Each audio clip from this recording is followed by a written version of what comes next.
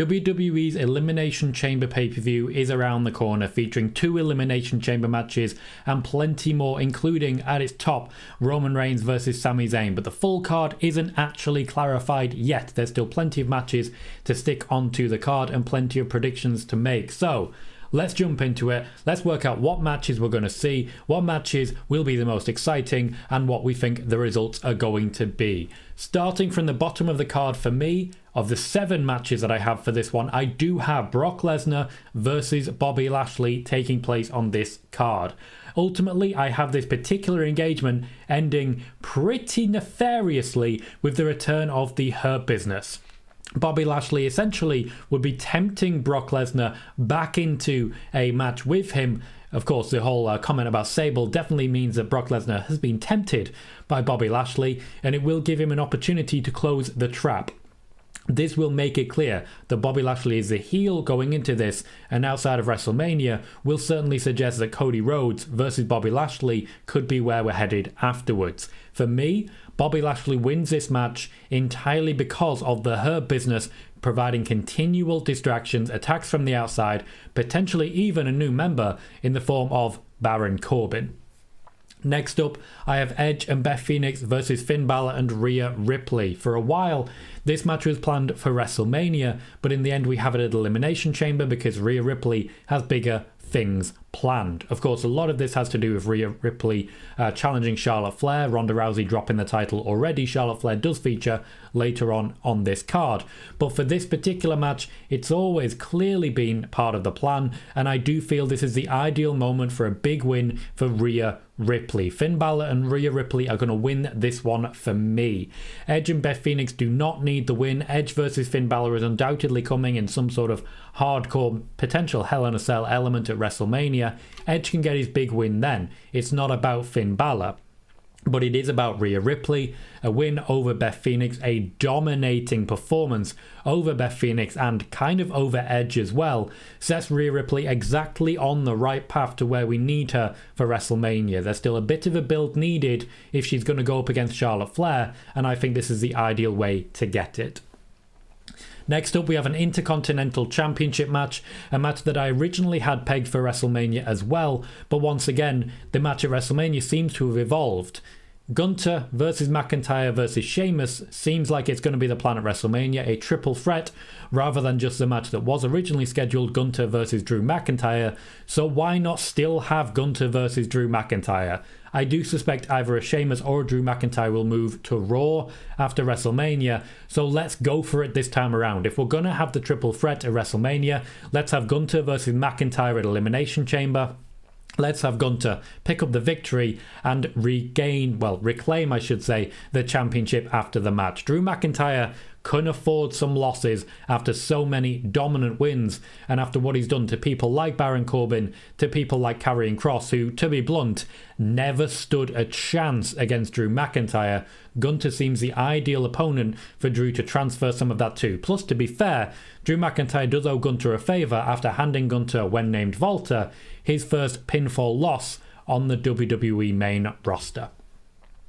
Next up, we have our first Elimination Chamber match, one of only 2. We have 6 women's competitors who will be competing for the right to face Bianca Belair at WrestleMania. They are Asuka, Liv Morgan, Nikki Cross, Raquel Rodriguez, Natalya and Carmella. 3 from Raw and 3 from SmackDown, and I've got to say, for me, there is only one real contender in this group. There's outside possibility that we'll see Raquel Rodriguez versus Bianca Belair, certainly. There's a slight chance we're going to see Liv Morgan versus Bianca Belair, certainly. However, I cannot look past the possibility that Asuka will be the one going to WrestleMania, winning the championship, and basically giving us a big heel win at the show of shows. For me, this transformation of Asuka gives her so much momentum, so much intrigue. She has a lot to prove, and getting that championship away from Bianca is a great way to do it. Personally, I do feel after WrestleMania, Bianca Belair may be moving to SmackDown because ultimately she needs someone new to face. Speaking of SmackDown, next up we have the SmackDown Women's Championship match. I have Charlotte Flair taking on Shayna Baszler. Now, Ronda Rousey and Shayna Baszler look set to join the tag division in time for WrestleMania, but we haven't seen them for a little while. Shayna Baszler did feature in the Royal Rumble, but she is not featured at all in the build to Elimination Chamber as of yet.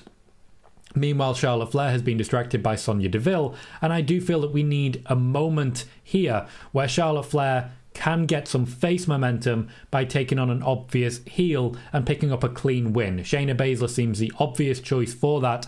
After all, you can't continually take on Sonya Deville. Lacey Evans is a possibility, but she hasn't really been utilised as of yet. She did appear in the Royal Rumble, but that doesn't really mean anything. I do feel they will continue to build her character, and then she'll make her first big appearance after WrestleMania when she is ready to take on someone like a Rhea Ripley or more likely an Asuka. Next up, we have the United States Championship six-pack challenge, and by six-pack challenge I of course mean Elimination Chamber match. Austin Theory will defend the title against Seth Rollins, Johnny Gargano, Bronson Reed, Damian Priest and Montez Ford. This is an incredible array of talent. You have the possibility of such sub-matches like Seth Rollins versus Johnny Gargano, Damian Priest versus Bronson Reed, Montez Ford versus Seth Rollins. Austin Theory fits in brilliantly here. He'll be able to show off his strength against Bronson Reed and his athleticism against people such as Montez Ford. It's a great combination who can really do great things. I do think this will be fighting for at least in-ring perspective and work rate match of the night, though Gunter may steal that one. That said, Austin Theory for me is not losing this championship. I still see him going into WrestleMania as the champion against a big name like John Cena, who can give him the rub by losing to him. Austin Theory for me retains. How we get there, I'm not sure, but it's an Elimination Chamber. They'll find a way to make it work. This leaves us just with the main event, which is for the WWE Undisputed Heavyweight Universal Championship. I don't know what combination those words should actually go in, but that's the ones I've gone with.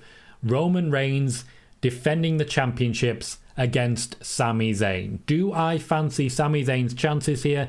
Not in the slightest, unfortunately. It does have a bit of a feel of the Brock Lesnar-Eddie Guerrero match where Eddie Guerrero won big, but it doesn't have enough of that feel when you consider Cody Rhodes is waiting to challenge the winner, and Sami Zayn versus Cody Rhodes definitely is not happening. It will be Cody versus Roman. Roman Reigns will defeat Sami Zayn.